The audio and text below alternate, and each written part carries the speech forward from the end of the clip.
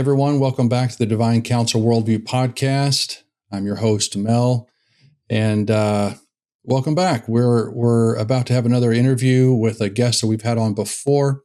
This is Anthony Diastello, who we had on episode 76, and we're going to interview him about his role-playing game and kind of get more into the storyline. We didn't get to touch a lot of the details of that last time, but we're going to touch more on that this time. But a quick note for those of you that are kind of wondering what's going on with the format here. I know a lot of you, again, come here for the Mike Heiser content. We're happy about that. But as you know, Mike passed away a couple of years ago. And so Mike's not able to produce more content, but there are plenty of other people on YouTube that are reusing his content in various forms and fashions. And we welcome you to go look for those. We are continuing the legacy, and we have scholars that still focus on this topic and the questions that involve and kind of how we wrestle with these topics in the Bible, these divine counsel, these Deuteronomy 32 worldview perspectives. And so that's what Dr. Ron Johnson and Mike Chu do. And they focus on those 3 episodes out of the month. And then on the 4th episode, myself and or Rich will come on, and we'll talk about how other people are using the divine counsel worldview, using this Deuteronomy 32 worldview, kind of in their either in a hobby or in their job, or how they're using it in ministry in their daily life. And we're hoping to give you ideas of something that may pique your interest, that maybe strikes a chord with you in something, a gifting that God has given you, so that you can go off and start doing the thing that God has called you to do. Because Dr. Mike Heiser, he really liked to teach, but he really had a heart for wanting people to take this forward and use it in ministry, to use it in the Great Commission, to use it in what he called the Edenic mission of going forth into the world and making the rest of the world like Eden. And so that's what we're hoping you will do with this. So take it with that spirit, okay? So with that said, I want to welcome Anthony Diastello back from episode 76. You can kind of go get a short glimpse of what we talked about there. But we're happy to have him back because he's got a pretty thick game. And these role-playing games, this is like, I'm not going to jump ahead. I'm going to let Anthony kind of talk more about it. But for those of you who don't kind of understand, this is kind of like the Christian version of Dungeons and Dragons, except the players don't have to follow the same rules. And we'll talk about that in a little bit. But it's pretty cool. I really like this. Like those of you that, you don't follow other games, but you kind of like the D&D style role-playing games, I think this will really strike a chord with you. There's a lot of thought that's gone into it. And I like some of the details. We're even just talking about how he incorporated numerology into it, just getting some of those details that you pick up in the biblical narrative. So anyway, Anthony, thanks for coming back. Glad to have you. Thank you. Glad to be here.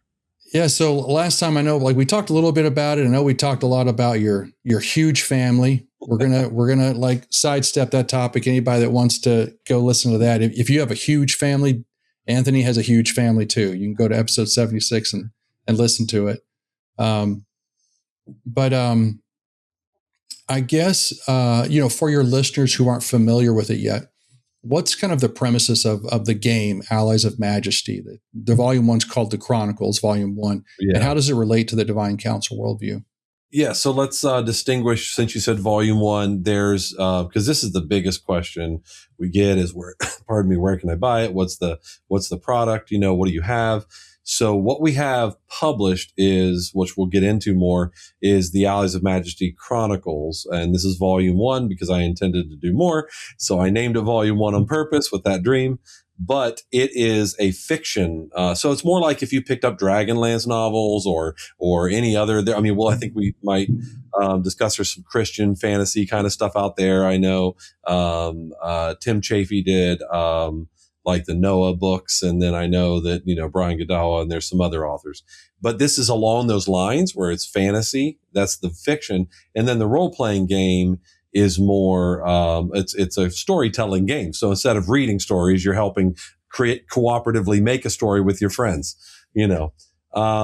and so the premise, though, is a little bit different. And this is where it really upends things a lot, is we often have in the stories we hear, whether it's fiction or whatever else, we put humans, we go from the perspective of the human, and they sometimes encounter the divine beings. And what we do is we kind of flip this on its head. And in Allies of Majesty, because it puts you in some awkward situations when you're the human. If you're a Christian, can I kill people? Uh-oh. Is that okay or not? When was you have a lot of moral quandaries that come up in a game like Dungeons and Dragons, where you're fighting the enemy and that kind of stuff. So in this case, you're actually playing as the loyal spiritual, beings, the loyal Elohim. And you're behind the scenes, you're involved in human lives at the lower levels. It's more individuals and small scale stuff. And at the higher levels, you can get into influencing entire regions, and you get into that grand, geopolitical stuff, but that's all just what you decide to tell with your stories. And, being on that side lets you engage in the fantasy. You're still fighting crazy monsters because the evil spirits present themselves different ways. They're just like you, but how they look in the spiritual is kind of like Daniel. We kind of let the beasts and the other things, or Ezekiel, with the animal imagery and all that, with the faces, we capitalize on that to make it interesting. And you can experience the fantasy and get that urge, if that's what you love, without all the weird questions, and it's still relatable to our world. So you're on the fantasy side, on the spirit, and you're engaged in everyday humans' lives, whether in the past or in modern day. Yeah. Yeah, that's really cool. I think that really strikes a chord with some of the things like Mike Heiser had said, that if we saw spiritual beings as they probably really are, it would really freak us out. Yeah. Because they're described as some really strange characters. It's like visually strange. Yeah. Well, jumping off of that, here's what I go with. This is a little different take. And I try to base everything though on what I see. So before I found Mike Heiser, I was just looking, and I had a Nave's Topical Bible and a Strong's Concordance, and that's about all I had in my English translations. And I was trying to understand. I hadn't been introduced to the academic things. So I was trying very hard to separate. Like I started noticing, it doesn't say this stuff about Satan in the Bible or about the rebellion. It doesn't put that at the primeval, all that kind of stuff. I noticed a lot of that stuff before Mike, but Mike helped me get some answers for it, or justification where I could back it up. But with that, it's kind of one of those things. What I go with is, like when you start talking about cherubim, seraphim, sons of God versus angels being messengers, those kind of things. Where are they? Which ones? And you see traditional angelology kind of, all of it's made long after the biblical canon is, it's all made later, hundreds to thousands of years later. Maimonides and it's not Aristotle. The one that early church father that is responsible for a lot of our stuff. Manichaean, he used to be, and do you know who I'm talking about? I lost. I got several names in my head, but I don't know specifically which one did. But that's okay. One of the church fathers that's responsible for a lot of our theology, the way we look at it. They've all made City of God. He wrote anyway. They've all made their angelologies, but they're all just speculative, and they're just taking things that Paul said and assigning. So the way I look at it is function. If you listen to John Walton, you listen to, Bible Project and Heiser, but he didn't push on this as much, but as the other guys do, the ancient world was concerned with your function more than your form. Yeah, and absolutely. So I take the weird things we see when man's eyes. So they always say angels don't have wings. Okay, that's right. When they appear to us in our world, they don't. They look like a man because they don't want to, I'm guessing, distract from the message they're bringing. Yeah. They look like a pretty awesomely glorious man, but they look like a human. Yeah. True. Even if they appeared as being giants, I think that would like distract from the message. Yes. So it's like they have to proportion themselves and their appearance according to us. And I do that in the book. We kind of address that in the fiction. But I think you're right. Anyway, like even in the ancient world, I think a lot of the I think ancient people kind of understood that a divine being could manifest itself as just about anything. Yes. And so the form didn't matter. It was more look at Zeus. What are they going to do? Coming as a swan and a bull, to seduce women. Yeah. Yeah. Crazy. Yeah. I think they have those ideas. So when man's eyes are opened up into the spirit realm, we start seeing some really weird and interesting things. And so the take I take on that is they can determine how they appear in the spiritual and in the natural, like we talked about, but they can determine how they appear. And so how they choose to appear has relevance and meaning and reflects something about their function. Just like those terms, I don't think that cherubim are ontologically different than angels, than different than sons of God. I think these are just like if I were a mailman and I'm delivering mail, I'm the mailman that day. But then when I come home, I'm still saying me, but I'm a husband or I'm father in those things. That's the function. And I view those terms as more of function terms and not form terms. Yeah, that's great. Yeah. So you'd previously mentioned Brian Godawa has written kind of extensively in this space. And his Chronicles of the Nephilim series draws heavily on the DCW concepts, but how is what you're doing with Allies of Majesty similar to his work, and where does it intentionally go different direction? Okay, yeah, similar in that it's fantasy. It's still fantasy. It would engage a reader that wants to experience a fantastical story. Because the spirit realm, fantasy, frankly, is fantastical, but it's biblical fantasy. Exactly. Yeah. And that's where it's similar to his too, is that it's scriptural, heavily based on ancient Near Eastern thought, heavily based on ancient Near Eastern imagery and other things. Where I would say like historical fiction novels. I think people can a lot relate to like historical fiction, like fictional like details written around a very specific actual historical story. Absolutely. Where I think I go a little bit different. Now, I just for clarity, I have only heard other people's testimonies. I read one book. I read the Noah book.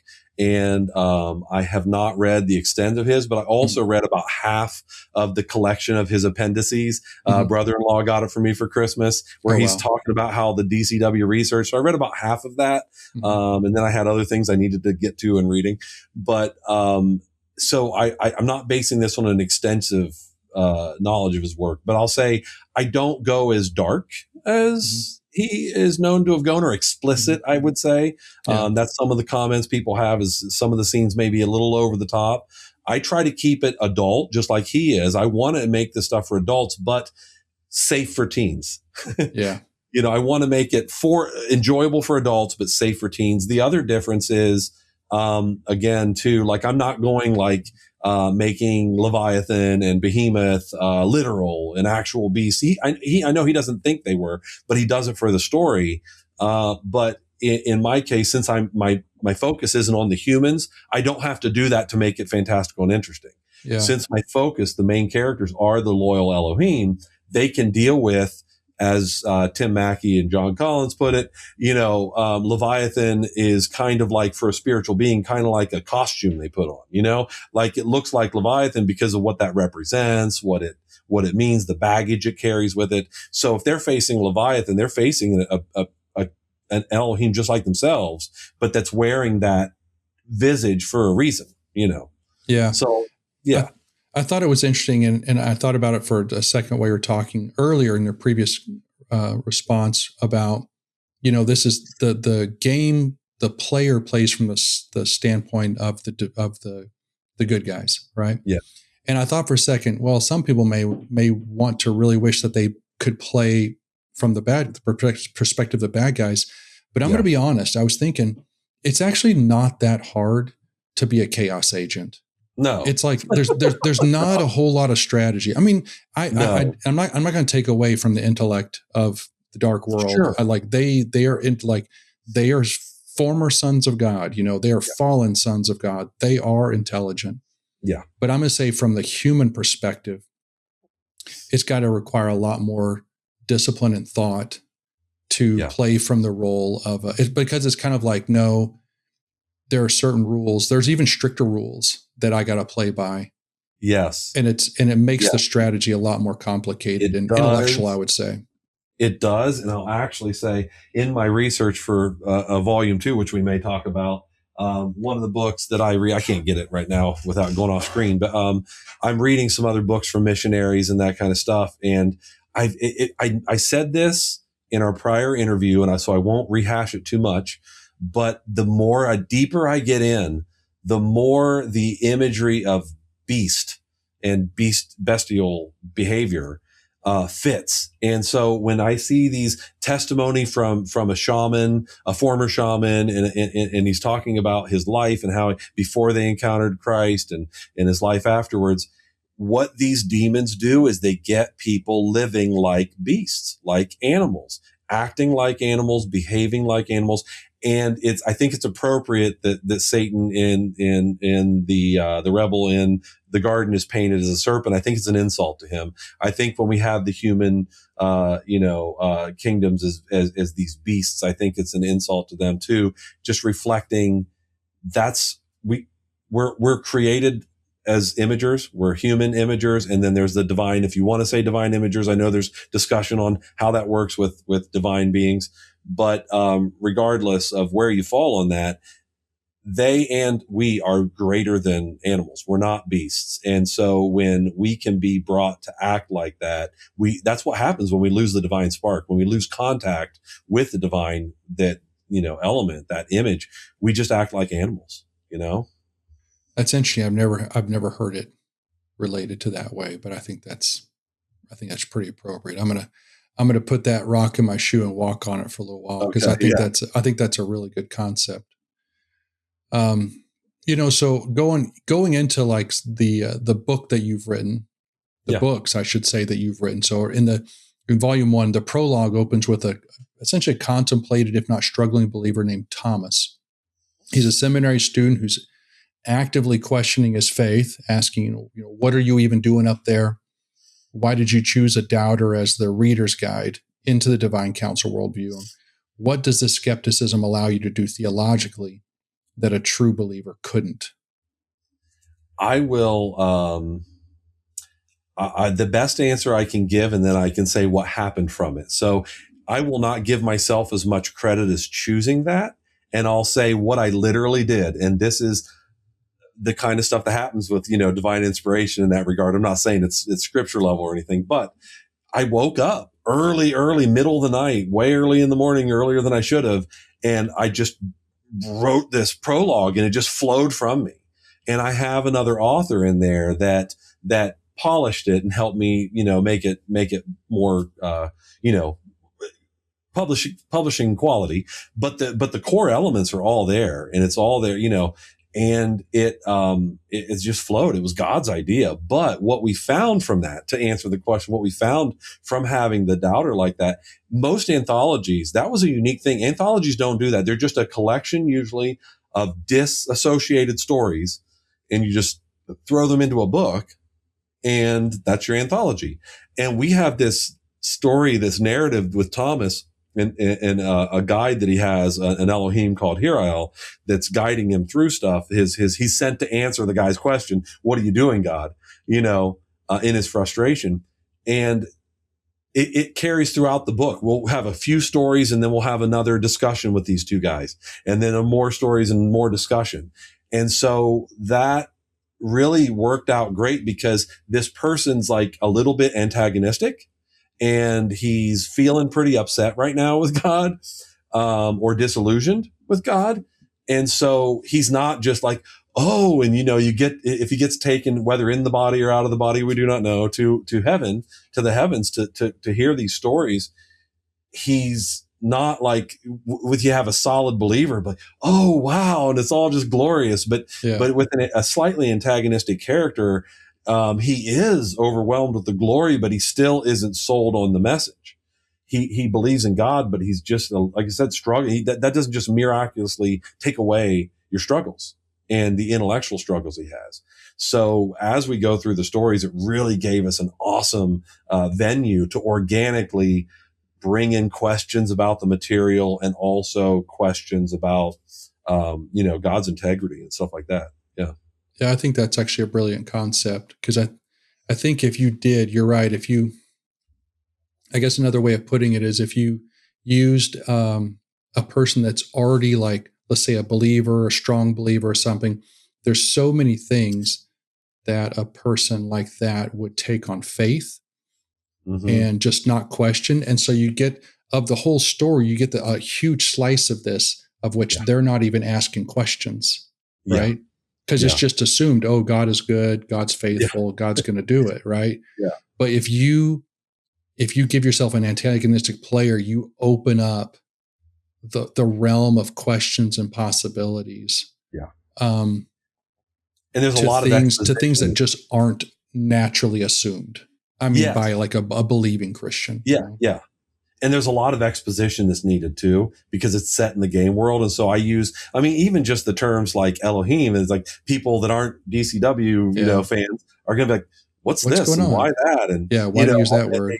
And I'm referring to God as the Most High, and there's reasons for that. Like, as I looked at the ancient material, most of the time you see spiritual beings talking about God. Often they will say the Most High. And so they don't, because Yahweh is a covenantal name with the Israelites, Even I think the demoniac, the Gerasenes. Yeah. When Jesus stepped foot on there, they called him the Most High. They do. I think in Mark, they call him the Most High. What I noticed. And then I get out of trouble. I don't get into trouble with people who think I should take the tetragrammaton and not say it. And well, maybe you should use Hashem, but Hashem feels a little extra Jewish. And, I don't want it to be, but when I looked, I was like, well, this is the Elohim. What's their language? And I don't know that that's what they call him, but it makes sense, because among him, to call him Elohim to them is redundant, because we all are. Yeah. So we use this in the exposition, but it's like, what's important to us is his position relative to us. Yeah. So he is the most high above all Elohim. Yeah. Yeah. So anyway, there's a lot of exposition that's needed for just the DCW type stuff and the game type stuff. So that character also gives us a nice organic situation to offer that exposition without putting it all in the stories. Yeah. And de-immersing people, pulling them out, yanking them out of the story, Yeah. I think this reminds me, maybe a few weeks ago, I was in church and there was I can't remember if it was a hymn or kind of more of a modern praise and worship song, but I know there's two at least. I know there's an old hymn and a modern praise and worship song, and they use the word Elohim, but they use it in reference of God the Most High. Yeah. Yeah. And I think and they say something like there are no other gods and stuff like that. And I'm kind of like, well, there's some theological retooling that could be done to this praise and worship song. But I get the spirit of it, it is, they're trying to harken back to, the first commandment, there are no other gods, you shall have no other gods before me. Yeah. And so you can say that both ways and say it's true and say it's untrue. It all depends on your perspective. So from this perspective, we might qualify, but from that perspective, there's no other God beside him. There's no other God. And interesting, this had come up on a previous podcast, but a long time ago. I was kind of an interim, music leader for a church. And we sung a hymn, and it was kind of a smaller, some sort of Baptist church. It wasn't Southern Baptist, but maybe independent of some sort. But they weren't like KJV only, but they were some kind of flavor of independent, I guess. And whatever song we had, it talked about other gods somehow, but it was using this stuff. And I mean, I'm just singing it because it's a song I've just known. And it was just, like it was just part of the hymn book, like a Baptist hymnal. I think it was a Baptist hymnal hymn, and we stopped and we're kind of transitioning to the next one. And this lady in like the first or second row says, there's probably 100, 200 people in the audience. And she just says, I don't like that song. because this is in Texas and that's how they say Yeah. it. I don't like that song because there are no other gods. And I was just like, And at the time, I did not know any of this divine council worldview stuff. And I didn't know how to answer it. And I'm just thinking, hey, lady, I'm the interim music guy. Like, I wish. And if I had known, I probably would have given her a reasonable answer. But in the top of my head, I was kind of like, well, the Egyptians were worshiping other gods and all these other nations were worshiping other gods. And it's like, part of me was just like thinking, at the time I thought maybe they're just like sticks and stones, some man-made image, I just didn't realize the theological but now, man, I kind of wish I could go back and go, back in time. If you happen to have 4 extra hours, I can explain this to you.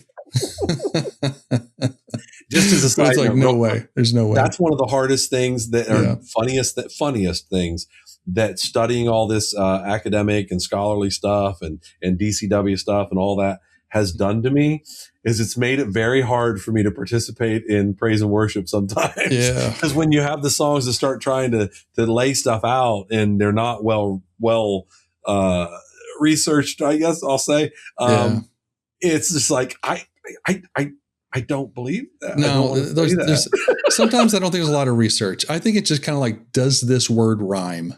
I'm pretty sure.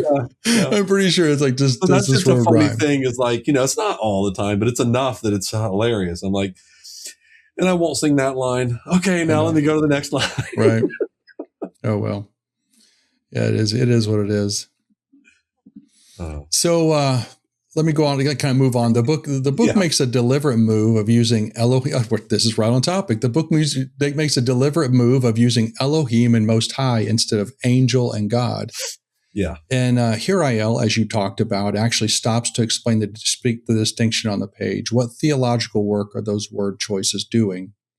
And how do readers typically react to that vocabulary shift? Have you had any pushback? Because we're kind of talking about it, but more so, here's what happens.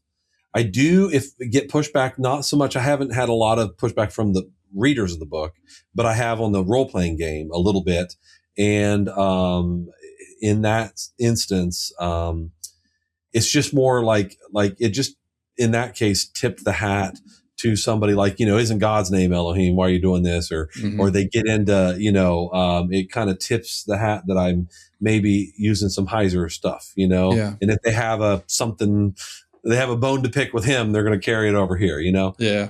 But normally, no, really those intentional use of those words is to try to purposely, Tim Mackey does this in his Bible Project podcast a lot. He'll use a different word to try to get around the baggage that comes with the word. Yeah. And if you read a lot of Christian fiction that has to do with angels, there's a lot of some people are as bad as they used to be a human before they died, like Highway to Heaven kind of stuff. It's as bad as that, or it's as much as it's as much as like they're just definitely crossing lines. Could a demon be saved? This demon, well, maybe not, but he can get kind of redeemed to this other like purgatory kind of place. And it gets all kinds of weird. And then they have powers that you can't explain for no reason. And there's just no rhyme or reason for a lot of the stuff. And it's a lot of times holy guys are doing things. And I'm like, I don't know if that's okay. Like that might be crossing a line. Yeah. Just stuff, that it just, I don't know. So what I wanted to do is, all these preconceptions, it kind of signals to the reader, this is trying to tell a different story. Set some of your preconceived ideas aside and see what this world tells you and Elohim is. See what this world tells you, the Most High is. We don't want to necessarily, we don't have to most people have a pretty decent understanding if you're a Christian of God. Yeah. But, so I guess the Most High doesn't do that as much. But True. I think Elohim is the big definitely not Most High shifts things. Yeah. But you're, and this is something I'm like, you're kind of teasing out an idea that I think would actually work. I think using Elohim in the context that you're using and in the context it should be used in is actually probably a good conversation starter to kind of introduce the topic. Yes. Yeah. Yeah. And I think that's probably a good place to even practice on. I would say for our listeners, I would say, try doing that, and then wait for the pushback. Yeah. And then start to offer. Yeah. You may need to ask a couple questions, and then you'll know where to introduce the solution to that. Yes. Yeah. Ask a couple qualifying questions of the person. Don't just immediately try to jump to answer their question. Ask a couple questions like, well, what do you think Elohim means? Yeah. Or, or something like that. What's your understanding? I agree, because when they push back, they're pushing back from a certain perspective. Yes. You need to expose that perspective. And then I don't want to use the word attack that perspective. No, but you want to approach that perspective. You want to introduce, like I said earlier, you want to introduce a stone to put in their shoe for them to walk on for a time. Give them something to walk on for a bit. Yeah, for sure. Yes. Yeah, I think that's a really interesting way of doing it.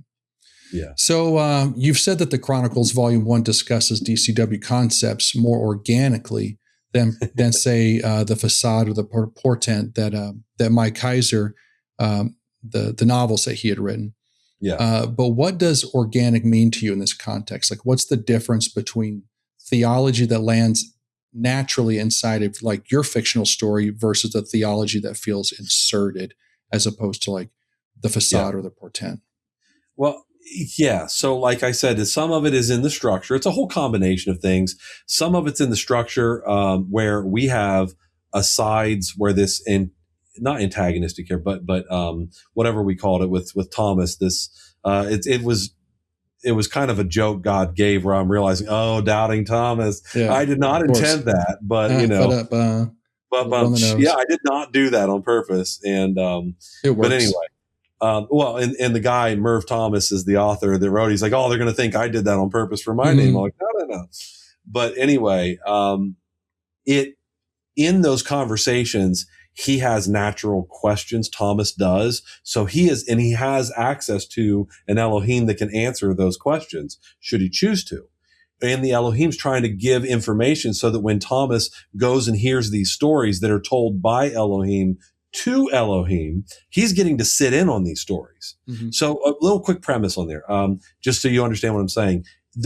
What we do is we say that instead of writing books and reading, so we're studying our Bible and all that kind of stuff. You could do that, but I kind of say, well, would they have all the time in the world, so to speak, and they probably enjoy relationship more and interactivity more. So you have Elohim that are like chroniclers, if you will, and they are listening and interviewing other Elohim that have done these things and events and about what they've experienced on the earth and in their serving of God and serving the Most High. And then they craft those into a song, a story told by a performer. And they perform them in these arenas in heaven, And so when you're not on mission, so to speak, and this is all fiction, but when you're not on mission, the Elohim can go to these various arenas and hear stories of other Elohim serving God, or even hear their own story told by somebody else or whatever. And that's how because they're not omniscient. They don't just know everything. So that's how they kind of get caught up on what's been happening that they don't have, they're not privy to. So they go to school too. Yeah, they get to celebrate that God, what others are doing to serve God, which consolidates them, because some of their brothers have rebelled. So they need that consolidation to hold themselves strong, to reinforce that and assuage a lot of their doubts and be inspired by others. And just to celebrate corporately, we lose this corporate in our culture, but to celebrate corporately the goodness of God, And so that's kind of how the premise is how they relate history to each other and pick up on events they don't know and all that. That's in the game. That's such a cool idea. Yeah, it's fun. And it's not, again, we're doing fiction here. Yeah. But it's not going to surprise me one bit if we get to heaven and it's like, oh, that's how it's done. We do that. Yeah. We actually do that, So, and it's just a lot more corporate than reading something on your own. You know what I mean? Alone, by yourself. And I feel like heaven's probably a lot more corporate than we in our society live currently, modern. But anyway, back to this. So then Thomas is going to hear, they're not going to have exposition in these stories that they're telling to explain it to Thomas. And rather than Thomas get confused on what he's hearing and get hung up on something and miss the story, Hirael's like, let me brace you with a couple things before you get there so that you're not going to be distracted. Or Hirael has questions from what he heard, Thomas does, and Hirael can answer them. So that provides a really organic feeling, context to exposit information and insert these things, as opposed to, in this case, and he did the best he could with the premise he has, Heiser did, but in the Facade and the Portent, you have this academic who is going on a long not tirade, that's not the right word, but a long monologue, to explain these things. Tirade has a connotation I didn't mean. Monologue to explain these things to people that don't know what he's talking about. Mm-hmm. And so it gets long enough and is detailed enough that it can almost start to feel shoehorned in the fiction, Mm-hmm. And so that's what I meant by that. Is it just, and I think it's not his fault. I think it's my setting naturally can. Yeah. Your setting naturally is, your setting is. It's already supernatural. Like, what percentage of your game would you say is like a slice? Like this much is supernatural, this much is natural. It's like 50-50, it's like 60-40. Because like the Facade and the Portent is really, in reality, is probably like 90-10. Yeah. It's like 95% in the natural. And you get like a taste that it's like, or a hint. It's like, maybe this 5% is supernatural, and that's kind of what the characters are dealing with. But it sounds like yours is much greater. Well, you're operating from the perspective of Elohim. So it just shoehorn. You're just stuck in the supernatural view the whole time, mm-hmm. And so imagine you living through your day. Just take any portion, you're getting up in the morning, you're going to work, and you maybe have a near accident in traffic and whatever else. And all we're doing is, and you're struggling with something in your mind that you've been dealing with, or a dream you had or whatever. And you just, that thought that comes into your mind, mm-hmm. that isn't your own thought, but where did it come from, if it's a good thing, if it's encouraging, it might be in our stories, an Elohim, a holy one, a watcher, so to speak. We use that term also, which if you want to get into that, we can. But, speaking something into your mind to kind of encourage you. If you hear that thought, I just describe it as speaking to your spirit. They're speaking into your spiritual ear. Mm-hmm. And so you're hearing it in your head. It's not your own thought, but you're not hearing it in your physical ear. Yeah. So that's kind of how we explain that. I think I've never had somebody not relate to that experience. Oh, I relate to it right now. Like I couldn't tell you how many times, like I'm thinking of maybe I'm trying to solve a problem or even find an item. Yeah. Like in my house, like something silly, like my keys or something, and maybe something I wasn't even looking for, but then it's like this thought comes to my head. Yeah. No thought track was going that direction. Yeah. And it isn't a strange thought. I don't hear anything audibly, but it's kind of like, it's over here in this thing, or check this area, or here's the answer. And I'm like, oh my gosh. And like, sometimes I will audibly say, thank you so much. Whoever gave that to me, whether it's the Holy Spirit or some divine being that's just helping me out. I give praise to Jesus. I give praise to Jesus. Thank you, Jesus, that you're helping me. Yes, because he's either doing it directly or through the Holy Spirit, or through the Holy Spirit, through the agency of loyal, being. And I don't want I don't want anyone to be under the impression that I am thanking or praising other divine beings. No, but it's kind of like, but admittedly, I mean, I thank Jesus, but admittedly, when I get to heaven and I meet him, there's going to be some high fives exchanged, Oh, sure. There's going to be some like pats on the back and, hey man, you did me a solid there. Really appreciate it. Thank you. I try to steer away from a lot of what I would view as pitfalls that a lot of other people get into, where like, yes, we know each other's names because we're all in that perspective, but I try to avoid a lot of stuff because in the Bible, unless you get into the these other stuff, like you get into more Enochic stuff and all of that.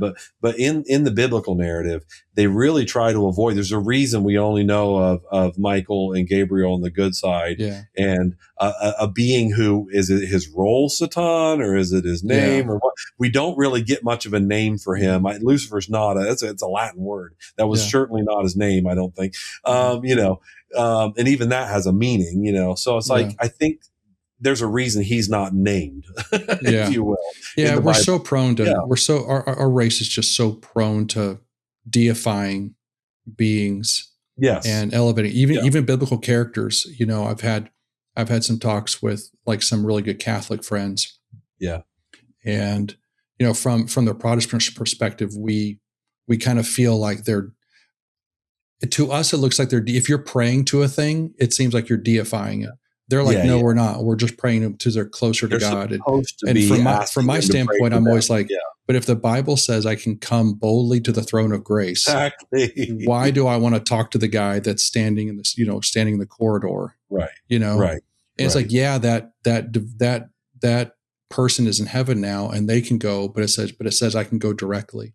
Yeah. And so I just don't want to. And plus, playing devil's advocate here. No, I'm not playing Catholic's advocate, or Orthodox advocate, not the devil.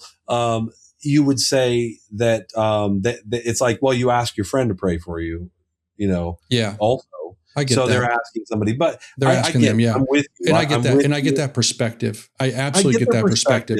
And I think probably the more learned Catholics do understand that. But I think some of the lesser learned Catholics do not understand that. Here's the thing: there's a difference between official like what is correct, what they're allowed to do, what they're supposed to do, the meaning, the orthodoxy, I'll just say, of their beliefs versus the actual practice on common level.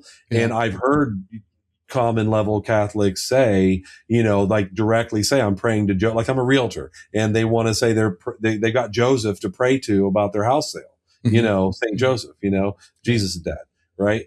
And so, earthly dead. So they do that, but it's like, I know that's not what they're actually taught and what the higher levels believe. It's supposed to be venerating and also just praying, asking them to pray on your behalf, to intercede for you. Yeah. But they're directly praying to them. You know what I mean? And they don't want the practice versus what it's supposed to be is divergent sometimes.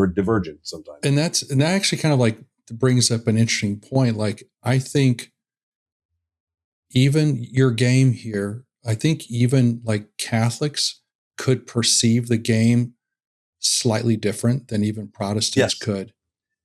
And play it slightly differently. Think about things slightly differently. I want a better, because as far as I'm concerned, I know some Protestant Christians have a different view, but I view Catholics as a whole, as brothers and sisters in Christ. Yeah, and absolutely. I view Orthodox as brothers and sisters in Christ. Yep. I have a different view. There's some things that would not consider me a brother or sister, but I would consider them that. Like maybe, for example, let's say like Seventh-day Adventists to say, well, this is it or only, from what I understand. But I still consider them brothers and sisters in Christ. I make a distinction between like Jehovah's Witness, Mormon, those kind of things that are different. That's very different. But outside of those things that call themselves Christians that aren't, I want the game to be ecumenical, and I want it because games are a unique space where people have fun and they set down a lot of their differences. We're not talking politics. And even though we're talking religion, I'm not trying to, this is so convenient and also awesome, is that because I'm focusing on building a world that is on ancient Near Eastern mythology and the beliefs around that, I can say, I'm not trying to teach modern theology. No, you don't have to worry about denominationalism in this. It's like, hey, this is first century. This is first century Christian beliefs. I'm not saying like it's Jewish right. and Christian beliefs sets. It's just there I'm not even saying it's right. I'm not trying to teach you theology, but I'm giving you a playground where you can explore ancient theology and see how it informs your modern theology on your own, at your table, the way your table would do it. Yeah. Yeah, that's pretty cool. I think it's a really great idea. So moving on, like two of your most striking ancient figures, who clearly come from the book of Enoch, Shemihaza and Azazel, or if you're in Texas, it's Azazel. Both are portrayed with a kind of tragic internal logic.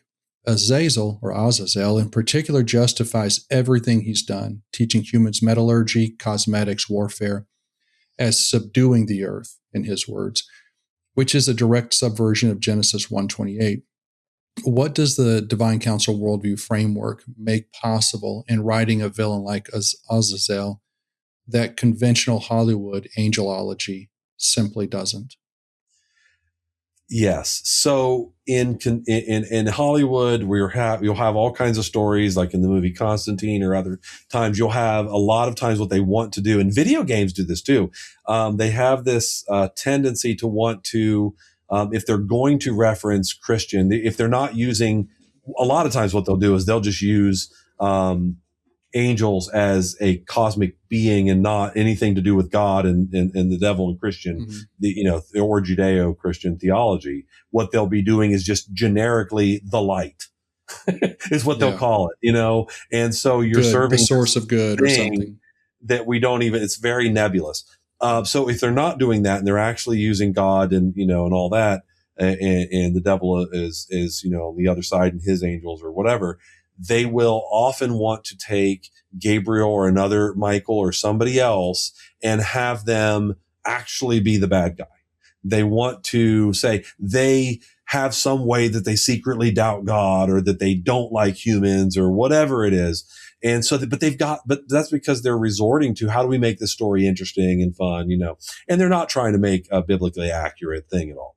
And in this case, by using these ancient figures, and I don't do a lot of antediluvian pre-flood stuff, but I try to leave that as much the background. I try to let it be mostly in the practical, relatable between the flood and the second coming. I try to, or flood and tribulation, or however you want to lay it out. But these figures are wonderful because if you're looking at the Bible as narrative, if you're looking at the Bible and the biblical story about what are these stories teaching us, Shemihaza and Azazel in the Enochic literature are used as two sides of the same coin. Shemihaza is a poster boy for the angelic angels, or the sons of God, the watchers, being tempted to cross the boundary and be like humans and enjoy the things of the flesh and things that humans get to enjoy or experience that aren't for them. Having children, having a wife, having marital relations, those things. And then Azazel is the side of the other side where we get into what the angels taught or the watchers taught humans.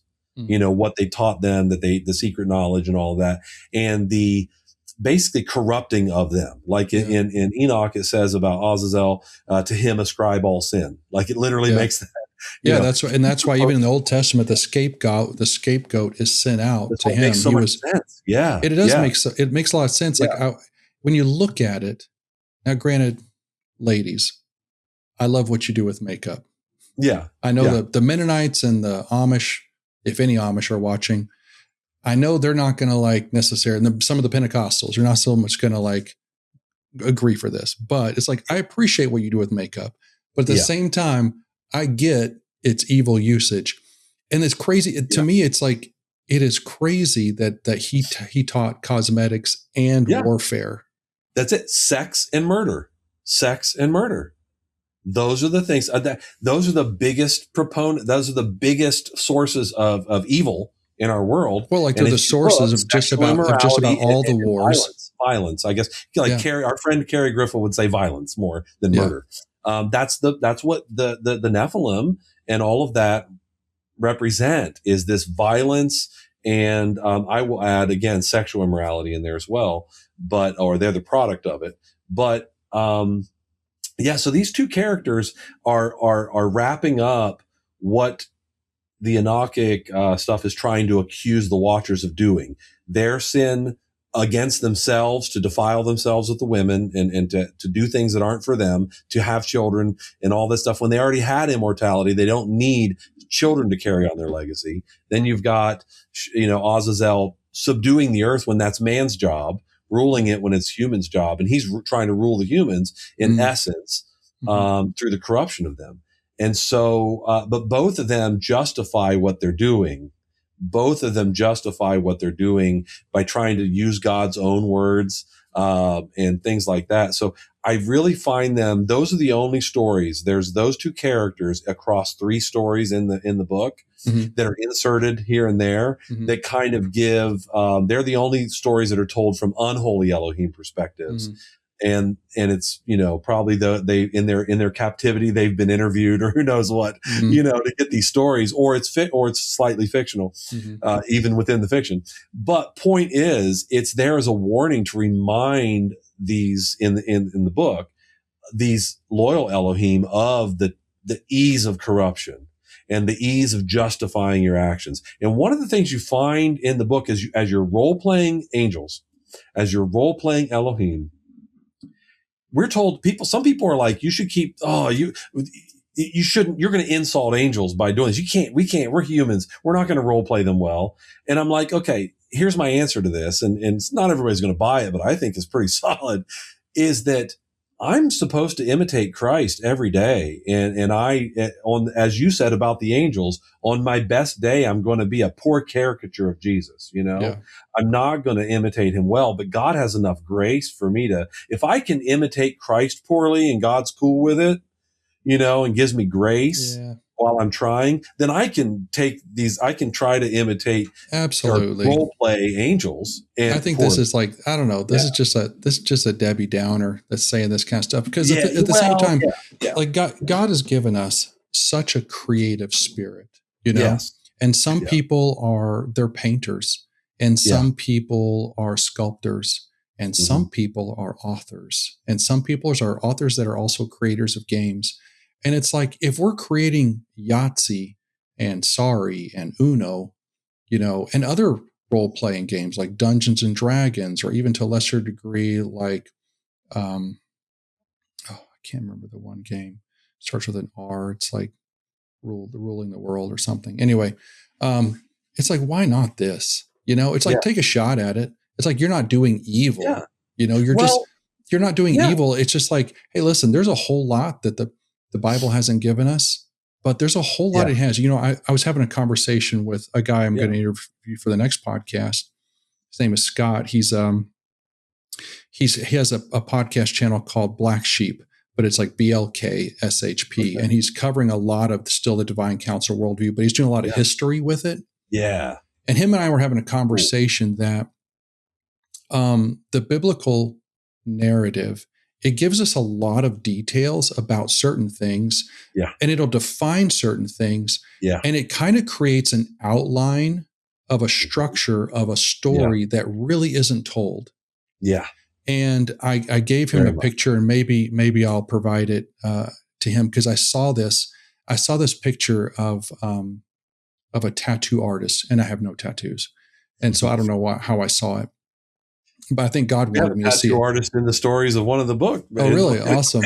So, one of them, the main character, human, they're focused on is a tattoo artist. Anyway, go ahead. I'll have to send you this picture. You'll think this is cool, because you're kind of doing this. What you're doing is what this tattoo artist has done. And this tattoo artist, what he had done is he created this amazing tattoo work on the back of some guy, and he's doing all this detail. But all the detail, he's creating negative space using the natural skin of the person, of the back that he's doing it on. Okay. And so on the back, what happens is in the negative space, it actually created the image of a dragon. Okay. But it's like, but there's no details to it. You just see like the whole picture starts forming the image of a dragon. And so it's kind of like what you're doing is you're creating art, you're creating work, and you're using that negative space to essentially create another story. And it's like, we weren't given a whole lot of detail about it. And so it's like, I think because we don't need to know it right now, we'll learn it in heaven. Yeah. Yeah. But it's like, why not have fun with it? And kind of like, we're not creating religion out of it. Jewish midrash is. They did it all the time. They told stories. They just wrote out stuff that was just experimenting and milling on and chewing on biblical stuff, you know? So, I mean, why can't, I mean, I think that sets an example that maybe we can do the same thing, and it's beneficial. One of the things that I find as a real benefit here is that so often, and I did mention this, so I don't want to go on last time we spoke, but about segregating your hobby from or other things from your faith. Mm-hmm. And this allows you, instead of suspending belief in your faith while you're playing this game or whatever else, it allows you to incorporate your faith in your fun time.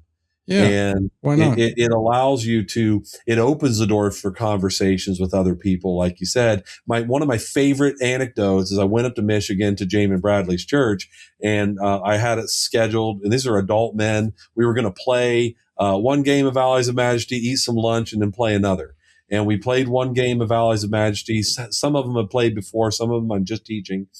We ate lunch, and the discussion started during lunch, so much so on these topics and all this stuff that we never actually played the second game because we just kept talking, about spiritual stuff. So to me, that was a win. That was awesome. And so it provides an opportunity to just keep your mind and, milling on godly things. And I mean, and the way I form it out, there's 4 character types, and they each are represented by one of the 4 faces on the Ezekiel cherubim. Mm-hmm. And so you have the lion, which is the warrior. The messenger is the eagle face. That's, the angel messenger. In that you have the the ministering spirit is the ox face, and then you have the minstrels, which are the man face, and they all kind of represent whether you've got the humanity or the deity with the eagle, the humanity with the human face. These are aspects of Christ. You've got the Messiah ben David, the lion, the conqueror, and you've got, well, I'm just doing it because I have it on there, but the ox is opposite that, which is Messiah ben Joseph, the suffering servant, the ox, Mm-hmm. The burden bearer. So you've got aspects of Christ that as you're playing these characters and trying to role play what they are, Mm-hmm. you're exploring aspects of Christ. So do I think that that's the real way we divide up angels? Not at all. Yeah. I don't think the Elohim are divided that way, but I'm using biblical imagery to explore biblical concepts and immerse you in it. Yeah, and just fill in gaps that we don't have all the answers to. No, hey, take a look at your phone. I just sent you that image. Oh, okay. I think I'm going to send it to our editor, and he can maybe incorporate it into the podcast, and just take a look at like the detail. Yeah. Do you see what I'm saying now? Yeah. How the images, exactly. There's a lot of detail. And so from my perspective, the detail, the actual tattoo, that's like the written, okay. And I know for some people are going to have an issue because there's a Buddha on here. Sorry. This is just the image I have. But I thought it was really interesting that we have the dragon on there. That's like the serpent. No, right? it is. But it's kind of like you have the written word of God is all the detail of the tattoo. Yeah. And there are these like edges that kind of formulate another story that we just don't have all the details to. But it's like if you step back and just take note of it, it's there. We don't have the details, but the story is there. Yeah. See, I don't know if this is something you had on your list to talk about, or I don't remember or know, but that's one of the things about having ancient Near Eastern mythology interacting with modern stories and modern characters, is that it helps bridge the gap and help you view and think about, this stuff that I can just learn about, how might it actually interact with and affect my real relatable life.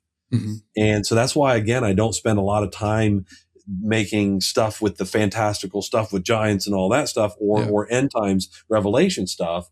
I try to keep it so that it's relatable, because that's where a lot of the value is. Yeah, is it's right now. That gap between. It's not in the past. Yeah. It's not in the future. It's right now.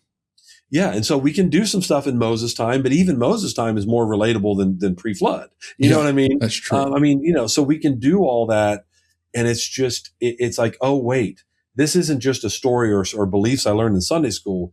This is real. Mm-hmm. This could be real. This could be going on around me right now. Yeah, and exactly. I didn't realize it.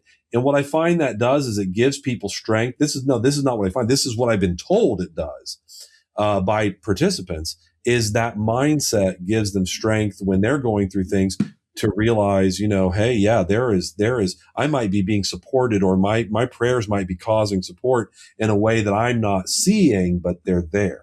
And I can have faith knowing that there are agents being sent by God to act on behalf of my prayers, just like in Daniel, when he says, I was dispatched as soon as you started praying, that I'm not seeing. And so I can discount it and feel discouraged, but no, I can exercise faith and believe it's there. It's real. It's happening, Yeah, that's so good. Yeah. So let me move on. How does the fiction relate to the Allies of Majesty role-playing game? We're kind of getting into that. The appendix actually shows a live game session and the mechanics themselves, the songs, the disciplines. Elohim, this is a funny one, rescaling to fit inside of a car, seem to embody DCW theology structurally. Which came first to you, the theology shaping the game or the game shaping how you tell these stories? Okay, so the idea for the game was before I even discovered DCW stuff. So I had mentioned in some interview, I don't think it was the one with you, I actually recognized when I was first making the game 26 years ago, okay? So I'd say maybe 24 years ago, somewhere in that time frame, I had a council in my game. Because that's what I saw, again, with my straight English translation and the Nave's Topical Bible and some other things, just a couple little, nothing advanced. I saw that there. I looked like there's a council that participates. And I had them there, and I had a fallen council. I had like a counter, like Satan tries to counter stuff, and I had that kind of going on because I didn't know about the sons of God and the rebellious. I didn't know about the gods of the nations and all this. And so I had it, but I got rid of it eventually because I couldn't explain it to people well. And I didn't know what they do. If God's sovereign and supreme, what do they even do? Now with the DCW, I can justify and explain, and I can also explain some of the how it all is working on the evil side. But,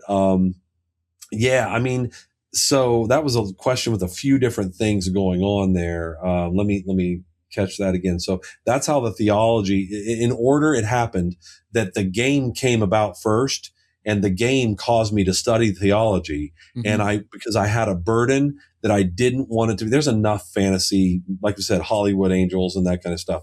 I wanted it to reflect biblical things as much as possible, as much as I was able. And so the theology, the game is there, but the theology shaped it. I'll tell you what, beasts, enemy beasts, like enemy Elohim that I call beasts. I had them in the game. At one point, I had them when they fell, because I was going with the whole primordial or primeval rebellion at that point, because I hadn't studied enough. And I was like, okay, but when they fell, when they were cast out, these ones lost a lot of their intelligence, and now they're just kind of beastal, but that doesn't make sense. And and I started, and I got rid of them, and I'm like, oh man, the game isn't as fun without them. And so now they're back, but it's like, oh, now with the rich understanding, I have much more mature understanding. I describe them as they are just as intelligent as any other Elohim, but they've rejected. We talked about the faces and the imagery. If they're wearing that face, it's a sign of saying, God, you created me as a warrior. I'm wearing this lion face in the spiritual to show my cooperation and embracing of the role you gave me. And I'm going to wear this face for that reason, to show that I cooperate with you. And so if you've got a wolf, this wolf it could look like a werewolf. It could look like a real wolf. It could be whatever they want to look like. They're just saying, look, you created me some other way, God, Most High, but I'm rejecting this. And I'm serving my own appetites. And in doing so, like I said, they become more animalistic, more base.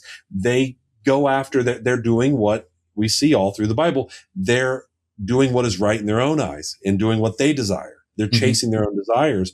And that leads to in their sense, they think I'm presenting this imagery as a sign of power and rebellion, but in fact, it's reflecting their degradation.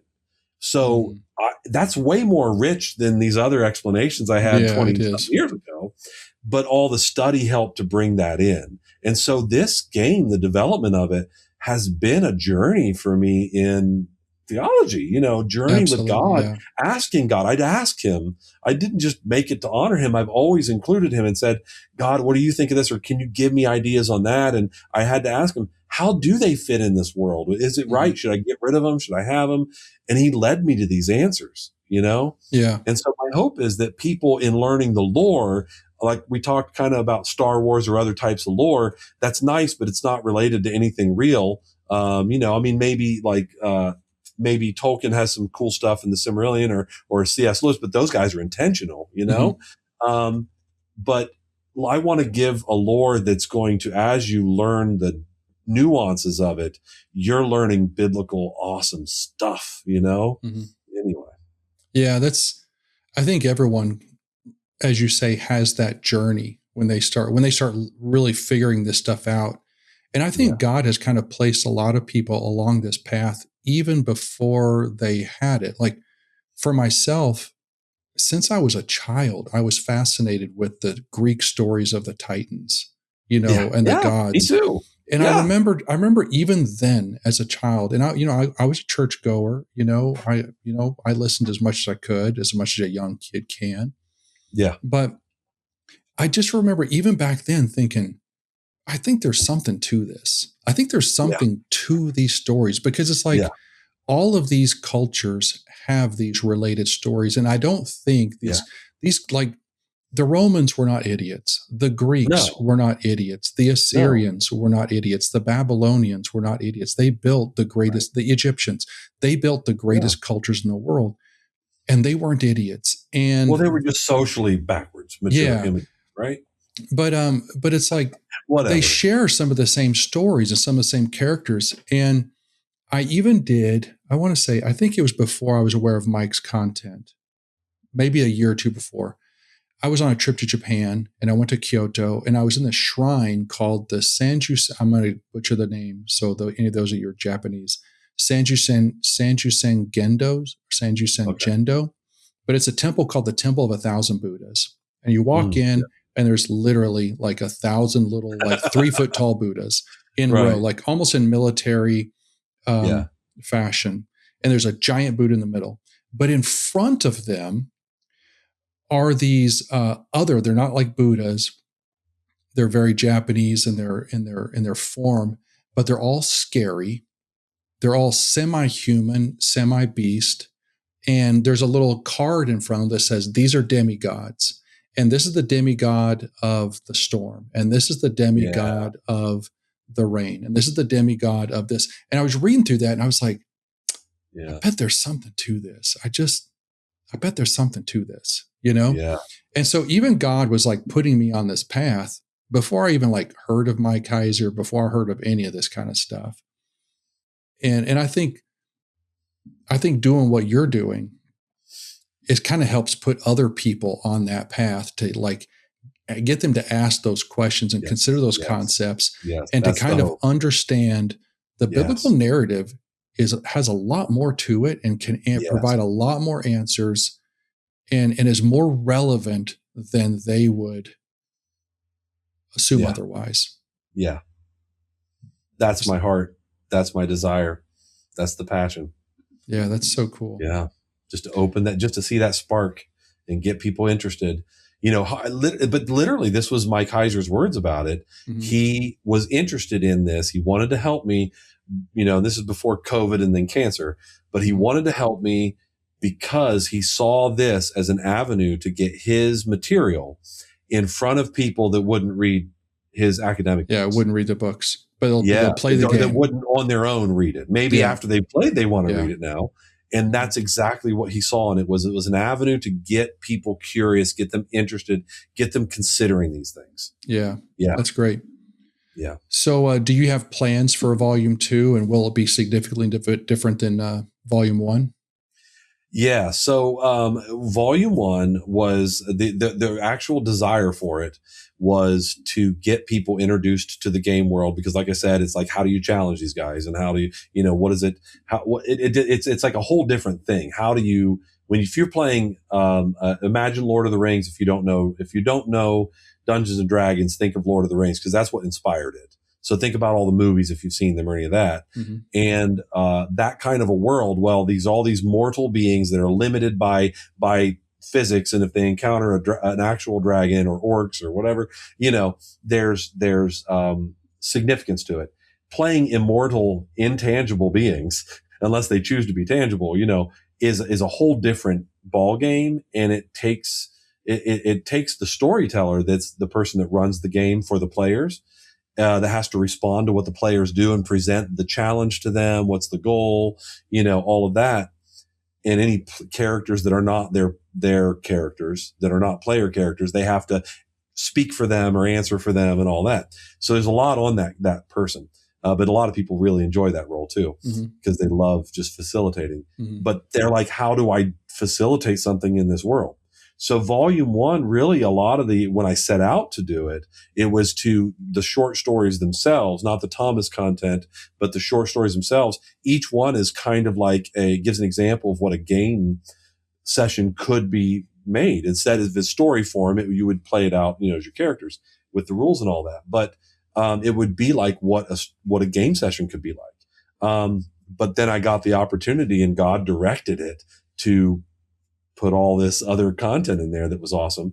And then I some people are like, that's cool, I like the game or the book, but when you're going to publish the game? And I've got some other things holding me up, like technology. I want to be innovative. I want to make a quality product. So I won't go into that right now. But point is, there's some things that God laid on my heart. I'll just say this. There are some things that God laid on my heart to do with it, that if I don't do those things when I release the game itself, as publish the game, it's playable, but publish the game, I would be being disobedient to God. Yeah. So I'm going to follow his plan for it. In the meantime, I said, I want there to be more fiction, because, I love those kind of stories anyway.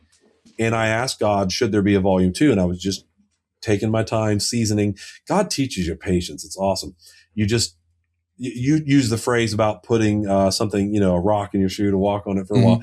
It's similar. I kind of did that. Is there going to be a volume 2? And I just had that rock there asking God, well, let me know. And he gave me ideas for a volume 2, and it hit me. So yes, I have an idea for volume 2, and it will be different than the volume 1, in the sense that we're dropping Thomas, the human. Probably now, none of this is set in stone. God can develop it how he wants. But right now, I think this would excite a lot of your listeners, honestly, a lot of the community, because Thomas's story ended up where he just kind of learned about the Genesis 11 and Deuteronomy 32 stuff, Genesis 10, I'm sorry. Table Nations. Table Nations into Babel. Yeah, so Babel, 11.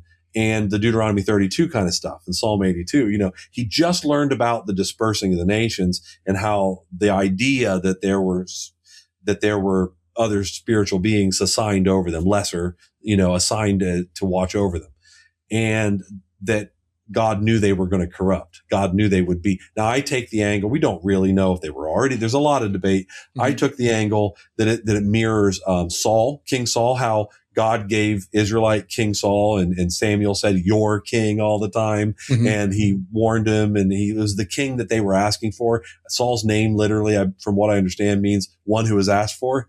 Wow. God gave them what they were asking for. That's crazy. He gave them the king that would corrupt and that would do these things. And I feel like that mirrors, because there's so much in the Bible mirrors itself. I think that mirrors what is happening back in Genesis, where God gave them the gods they wanted.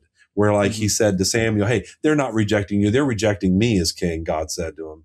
I think they're rejecting me as their God, so I'm going to give them the gods they're asking for. Yeah. And so he gave them beings that would corrupt, and maybe they had hints of corruption already in them, but that's the way I take it. And so what I do in it is he learns about God, the watchers, if you will, had been locked away. The ones that were on earth had been in the story locked away in the abyss. So now there's this vacuum of watchers. They're all locked away. or most of them, And so God reconstitutes the watchers with loyal beings and says, look, I've just assigned all these guys over the humans. There's going to be vulnerable, like social justice in there with the widow, the orphan, the foreigner, and the people that need to be cared for, that are vulnerable and are not going to get justice, like Psalm 82. Mm-hmm. He assigned watchers to do that. And he's assigned watchers. He reconstituted these guys to say, hey, look, they're going to corrupt. I want you to keep a hint as much as you can. And this kind of plays off of an eternity in their hearts. You guys have talked about that book where, God led me. Like, I've had the book before. I was at an event and I was already kind of thinking, and then suddenly there's a free copy of it for me. And there was no other books. They were all like, I was not interested in it. It's like, well, look through all these free books. Okay, that's cool. Yeah. And it just stared me right in the face, a new copy of it. Yeah. And I can't find my old one. So I read it and it was like, this is exactly what I'm trying to do. Yeah. So keeping in their folk religion and other things, this idea of a supreme creator, even though most of their stories are, and I already knew this from like Haitian voodoo, Vodou, they call it and stuff like that. Almost all of these religions have an idea that there is a supreme creator, but we're estranged from him. We've been separate from him. He is non-reachable. He is, off, and we don't have access, and we have access to these lesser spirits, and that's who we got to deal with. Yeah, that'd be really cool. It's in so many folk religions.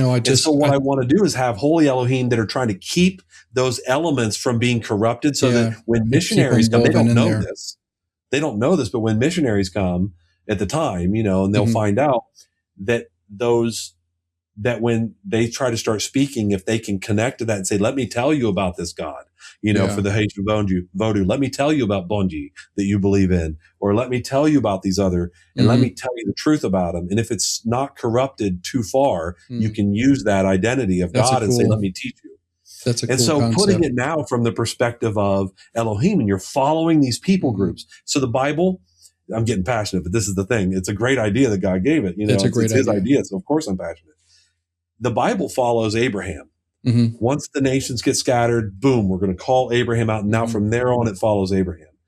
This book would follow, from the perspective of loyal watchers, would follow the nations as they're being led into spirit appeasement and other things. Under other spiritual authorities. Until they're called back in.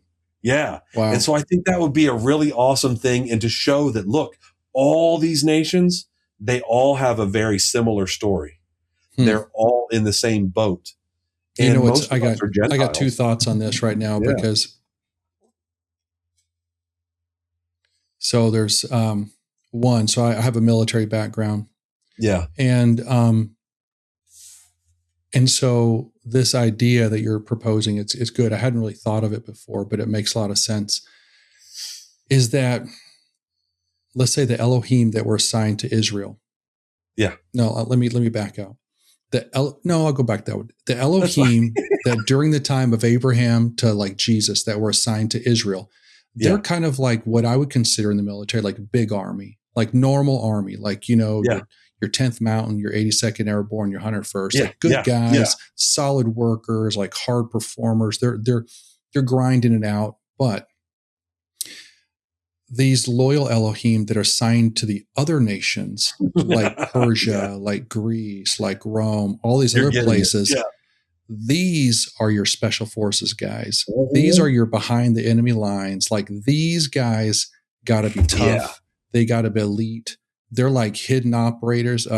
Like, dude, I'm getting chills thinking about it right now, because it's like, I wanted to talk to all the other Elohim that like were doing the big army stuff.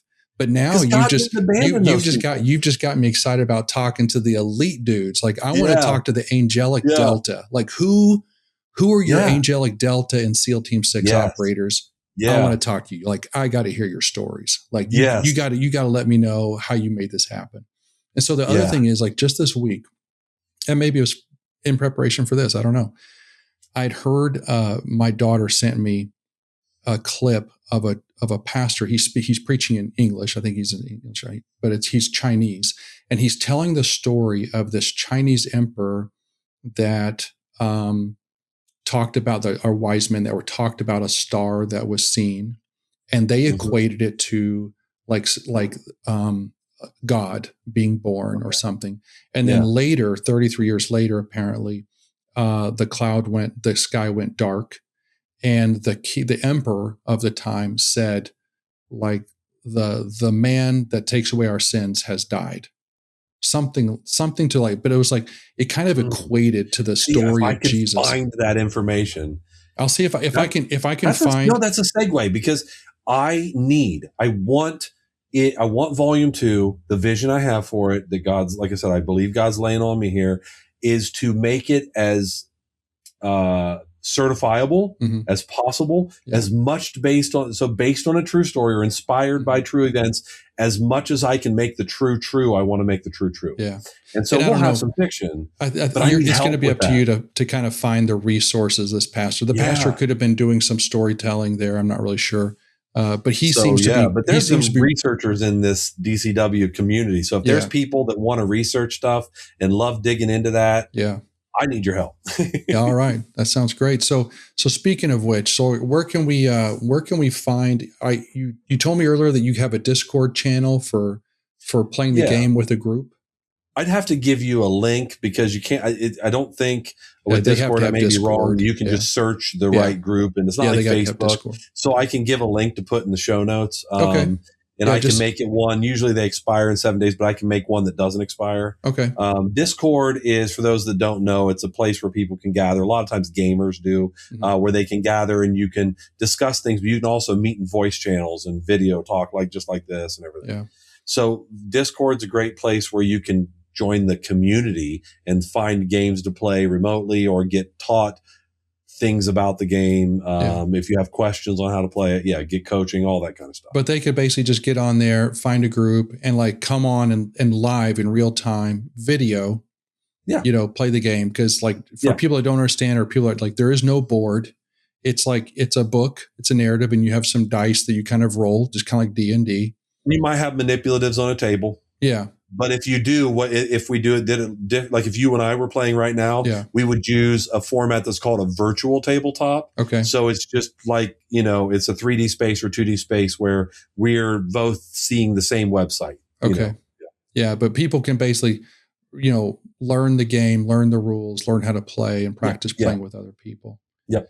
So where can they get your book? Because you wrote a book about this. I mean, the book is the gameplay. It's the outline for it. So where can people get the book? It's not the game rules book. That's yet to be published. Like I said, I got some things I need to do to be obedient with that. Yeah. But with the fiction, Allies of Majesty Chronicles, Volume 1, just type that into Amazon. You can find it good. I'm sure because I know I also do it through Ingram, which Ingram has it out through other venues as well. Mm-hmm. So if you don't have Amazon or don't want to use Amazon, some people don't, then I'm sure you can find it elsewhere, and you can order it through me, but I don't have a web store set up. We're working on a website. We used to just, in the development side, just have a landing page where you can get on the monthly email list. And so we're trying to transition from that to a website where you can actually purchase and that kind of stuff. But anywhere you message me, all you got to do is just send me I have plenty of copies I can mail you to. Okay. Ship to you. And what platforms do you want them to message you? I can give, email. If you're not on the Discord, you can email me, Facebook. Okay. I can give you any of the contacts you want. Sure. Just send me the links, and I'll put them in the show notes, like it'll be in the description of the on the YouTube channel, down in the description point. Cool. So it was really a really awesome, good time talking with you. This has been a lot of fun. We're not even playing the game, and it's evoked a lot of fun conversation, which is like, as you said, is kind of the point of it. So I really appreciated this. Exactly. Hope it was fun for you. Oh yeah, for sure. I love talking about it. Yeah. So let me, as we leave, I kind of like to ask our guests if they have any thought of that they would like to challenge our audience with. Like if you could challenge our audience with something, and maybe it only speaks to kind of a niche few, but what would that challenge be? You know what? I'm going to do this because it's relevant to what I do. Try to look at the narrative of Scripture. Try and look at the overarching. What is it saying? What are the stories saying? And I put this in volume 1. I kind of get into it. Don't get hung up on the weird factoids. Try not to get hung up on the biology of giants. Try not to get hung up on all these things, because those, while they're fun to talk about, sure, and speculate, but don't get stuck on them, because, those are distractions. They distract from the lessons that God wants to teach you. And it gets you into conspiracy theories and other things that, even if they were true, we don't have any control over. They're God's territory, not ours. You can get into Christian Middle Earth with this stuff. Mm-hmm. Don't get hung up on the factoids. Don't try to figure out, well, did all the sons of God rebel, or were any of them holy? You can think about it, but don't get hung up on those things. Look at the narrative. Look at God dwelling with us and all these things that he does. And, when I'm reading, Who Shall Ascend the Mountain of God, that book is great. And it, for example, helped me realize, like, oh, I never in the narrative put this together, that God brought them out of Egypt, encountered them at Sinai, his presence, when they had been deprived of his presence. All of people, all this time, have been deprived of his presence. I mean, Abram walked before the Lord, but even before he was called, like, these people are exiled. Look at the nations. But he called a people out. He says, I called you out of the furnace of Egypt so that I may dwell with you. So he gave them instructions on how to make a tabernacle where he would dwell with them. Then when they did it, it stops. Exodus stops and Leviticus starts with Moses not being able to enter the temple or the tabernacle. And so God then gives him in Leviticus narrative on how, okay, now I'm with you. How can you come be with me? How can you enter my space? And those kind of things are in the narrative, that beauty in the narrative. And now it helps me appreciate that I am the temple. Mm. That means so much more now that I understood the old. So if you can not get caught up in the factoids and the weird stuff, you can dive into it. But what is the meaning of the weird stuff? Not what are the details of the weird stuff. Yeah. How did the weird stuff play out? Speculate, talk about it, have fun, but don't get hung up on it. That would be my challenge. That's good. That's good advice for those ingrained in Christian Middle Earth. So I think that's good. Well, Anthony, it's been great to have you. Really appreciate it. Everybody, thanks for coming and joining us with another episode of Divine Counsel Worldview Podcast. We'll see you in the next episode. Bye now.